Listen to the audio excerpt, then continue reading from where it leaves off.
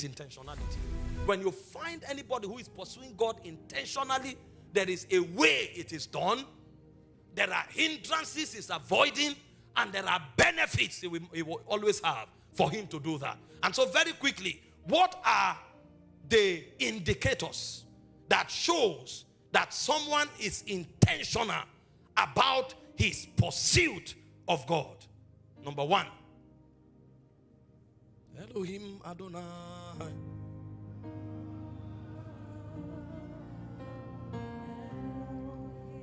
Elohim Adonai.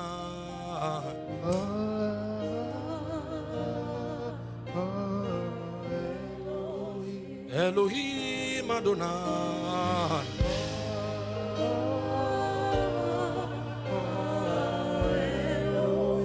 Elohim Adonai.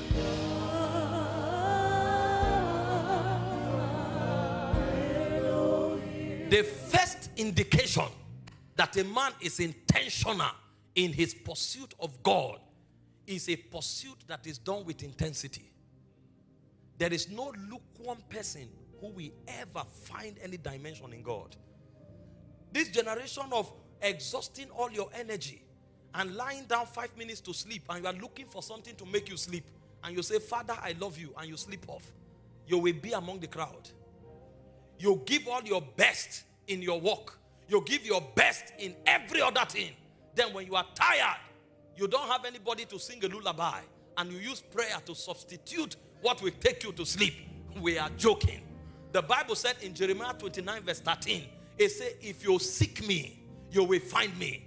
Only when you seek me with the whole of your heart. So anybody who is not seeking God with the whole of his heart is not purposeful about his pursuit of God. And God knows it because he studies you. He understands you. When you wanted to marry your wife, he knows how many hours you spent on phone calls. When you were looking for a job, he knew how early you woke up. He knew how late you went to bed, preparing for the interview. He knew when you came to the office. But when it has to do with him, every other thing is cast away. We are joking. If you will need to call your wife for 3 months, persuade her, woo her, win her confidence, you know how many hours you invested. You know how much resources you invested. Even though you were not a smiling person, you smiled by force. Because you wanted to woo a woman. And then you are talking about a spirit that hides himself. The Bible spoke in Exodus 20:21. It said, Moses stepped into the deep darkness where God was. One of the names of God is Jehovah Zephaniah, the God that hides himself. When God operates like that, it means he wants to see the level of hunger in your spirit.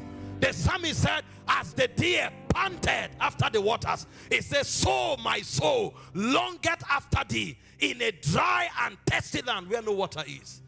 You want to find a man who is pursuing God? Check his hunger. Check his passion. Check the intensity with which he prays. Check the intensity with which he worships.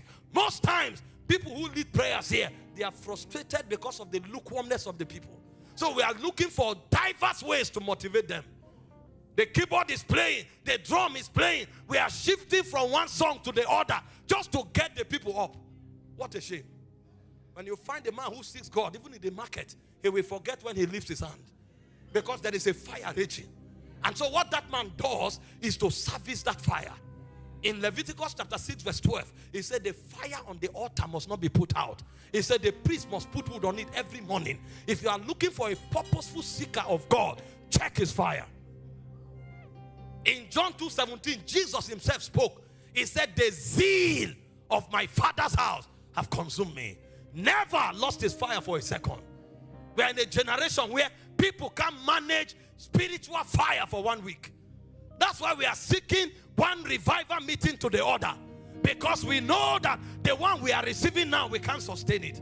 And the reason is because we are not passionate about God. We are not guarding that fire. We are not preserving it. In 2 Timothy 1:6, it said, this commandment give I thee, O son Timothy, that you fan to flame the gift of God that is in you. This is not something you quote from a scripture.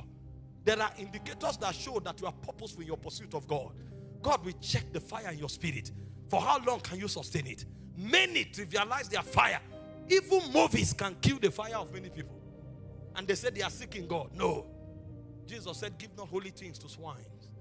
They take it for granted. They will trample it underfoot. That's why they can't have spiritual things. If you are purposeful in your pursuit of God, one of the indicators that show is what you do to keep your fire. And ask those who keep their fire, they pay the price to keep it. If they need to cut off relationships, they cut them off. If they need to avoid certain locations, they avoid there.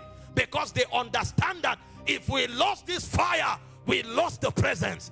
He said, quicken us, O God, so shall we call upon thy name. They know that it is the fire in their spirit that draws them to his presence. And because of how valuable his presence is, they will do everything to keep that fire. If you are purposeful in your pursuit of God, it will show in your management of your spiritual fire. The second indicator that shows that a man is purposeful in the pursuit of God is his consistency in prayer. When you become too busy for prayer, it means God has become an alternative. It's not the major objective.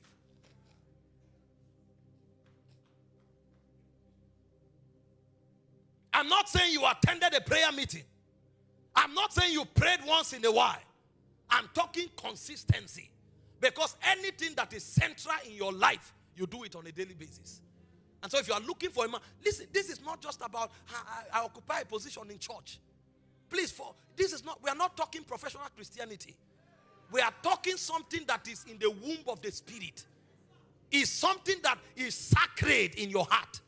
All of us serve God in church, and it's a great honor. But hear me, you can be serving in church and you are dead in the spirit. If your prayer altar is gone, you are no longer deliberate in your pursuit of God. And so those who are purposeful, they know where they meet God. They know the hour they meet God. In Acts of the Apostles chapter 3 verse 1, the Bible said they were going to the temple to pray at the hour of prayer. So the church, they prayed so much that they had an hour for prayer. And everybody will shut down everything to be there. Because it was their place of encounter. They will not trade it for anything. In 1 Thessalonians 5:7, it says, pray without ceasing. If I'm the one you are seeking, then you keep engaging me. You keep engaging my realm. You keep communicating with me. You can't tell me you are deliberate about seeking me and you talk to me once in a while. Sometimes when you call, I may be too busy. Because I will face those who are serious about me. And so when you find a purposeful believer in his pursuit of God, he shows in his prayer altar. In the days of the patriarchs, men were thrown into the fire for praying. For refusing to bow to any other thing but God. In the days of the patriarchs, when they wanted to set a Christian up, they used prayer to set him up. We know this man must pray. So pass a decree that nobody should pray to any other God. Oh, God said, listen, I would rather stop being a senator. If it's prayer, you can't stop me. And I will not hide in praying. He opened the window to Jerusalem and he was praying. So a man was thrown into the lion's den for not stopping prayer. But we are in a generation where you beg people to pray, they don't show up. Are we not jokers? Is it the same God we are serving? Somebody did not just lose his job. He lost his favor with the king. And his life was at jeopardy. Yet he didn't compromise. If it's prayer, I won't stop. Cast me to the lion's den. See, when they got the three Hebrew boys, they say, oh king, we are not careful to answer you in this matter. What is human connection when we lose divine connection? We are not careful. If you like, make the fire hotter. We will not bow. We are in a generation where people bow to their jobs. You are in a nation today where, because they know we are lukewarm, they double the money they pay on Sunday, and many don't go to church. All over the world today, the smallest size of any congregation is the prayer meeting. Because we are gifted and skilled in religion. But when it comes to interacting with the spirit we claim we worship, we don't know him. A generation must become angry. A generation must become angry. I won't be told the story of God until I leave this world. I won't be told. John said that which was from the beginning, which we heard, but we got tired of hearing others tell us about him. So we handled him, we touched him, we engaged him for ourselves. A point must come as a Christian. Thank God for my pastor. He's a good preacher, but I must find this God for myself. I must touch him for myself. I must hear him for myself. I'm tired of a prophet telling me, thus hear the Lord. Let a prophet tell me what God told me. The voice of a prophet should become a confirmation. I will hear him for myself. We keep shouting fake prophet, fake prophet. The reason they are fake prophets is because they are fake Christians. How many prophets do you see lying in ministers' conference? They know they can't lie there. All of us engage God. The reason a fake prophet can come lie to people is because he knows they don't care about God. They care about what God gives. If a prophet meets those who care about God, he knows he can't lie. Because when you talk, we will tell you, which source are you communicating from? We know that frequency. We too can tune into that antenna. What frequency are you operating for? Which God is saying what you are saying? And you will discover that when genuine Christians rise, the fake prophets will stop.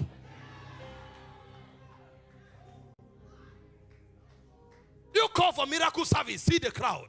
But call for prayer meeting. Is that a generation that won't have fake prophets?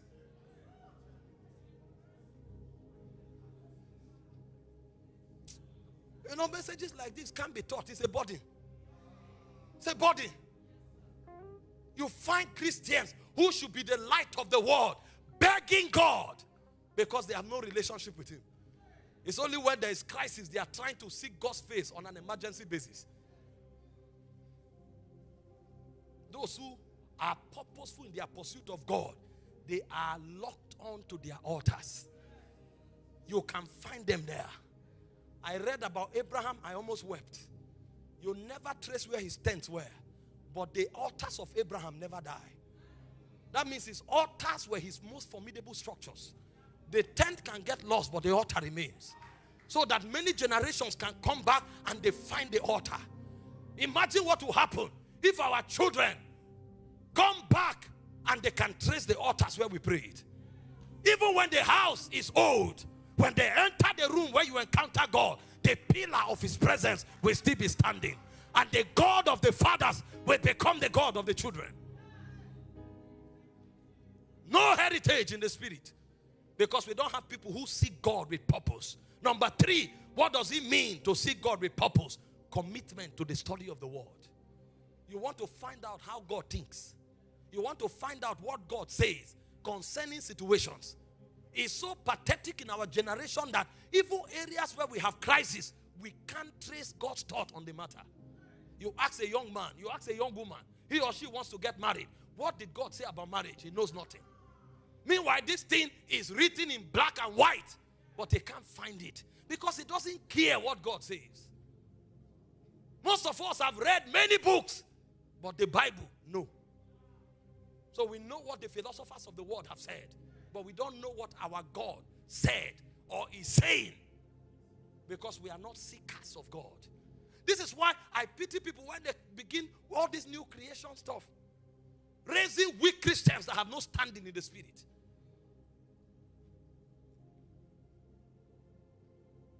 In 1 Timothy chapter 4 verse 13, he says, until I come, give attendance to reading, to exhortation, and to doctrine. Give attendance. Give attendance. Verse 15, he said, give thyself wholly to these things, that thy profiting may be made manifest to all. Give attendance. Where is the generation that we give attendance? In 2 Timothy 2:15, he says, study to show yourself approved unto God. A workman that need not be ashamed, rightly dividing the word of truth. Sometimes it's even a shame when you see Christians debating with people of the other religion. They are quoting their documents verbatim. And a Christian will tell you, yeah, it says somewhere that this is that. Give a Christian the Bible. Tell him, open Malachi. He doesn't know. And that person says he's a seeker. God has no relevance in your life.